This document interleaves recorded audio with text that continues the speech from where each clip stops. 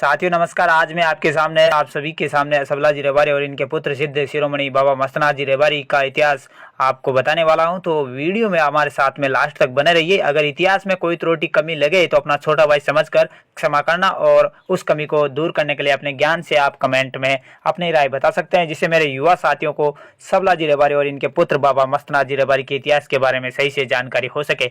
सबला रेवारी हरियाणा के कंसरेटी नामक गाँव में रहता था। सबला रेवारी गोत्र से गांगल था और उसकी धर्म पत्नी गोत्र से पिसवाला थी। सबला रेवारी उसकी धर्म पत्नी बड़े ही श्रद्धालु और महादेव भक्त थे। सबला रेवारी धनी व्यक्ति था और ऊंटों का व्यापार करता था। एक दिन सबला रेवारी को वन में गुरु गोरखनाथ जी मिल गए। गुरु गोरखनाथ जी धुना लगाए ध्यान में लीन थे। सबला रेवारी ध्यान में बैठे गुरु गोरखनाथ जी की सेवा करने लग गए। सेवा करते करते कई दिन बीत गए। जब गुरु गोरखनाथ जी ध्यान से उठे तो वे सबला रेवारी की सेवा से बहुत प्रसन्न थे और गुरु गोरखनाथ जी ने सबला रेवारी से मन इच्छित वर मांगने को कहा। सबला रेवारी बोले, हे प्रभु, मुझे कुछ नहीं चाहिए, मेरे पास जीवन यापन की सभी वस्तुएं उपलब्ध है। गुरु गोरखनाथ बोले, भक्त मैं तेरी सेवा से बहुत प्रसन्न हूँ, कुछ तो मांग। तब सबला रेवारी बोले, हे प्रभु, अगर आप देना ही चाहते हैं तो मुझे एक पुत्र दीजिए, मैं निसंतान हूँ, मुझे और मेरी धर्मपत्नी को बस यही एक दुख है। गुरु गोरखनाथ जी बोले, भक्त तुझे कैसा पुत्र चाहिए? सबला रेवारी ने कहा, हे प्रभु, मुझे बिल्कुल आप जैसा पुत्र चाहिए।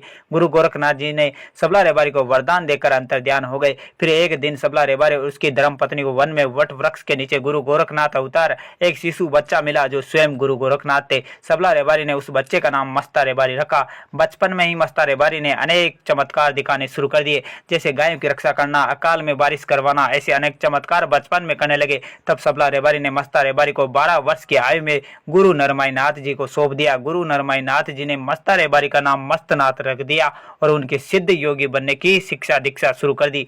आगे चलकर बाबा मस्तनाथ जी ने अनेकों जन कल्याण कार्य किए।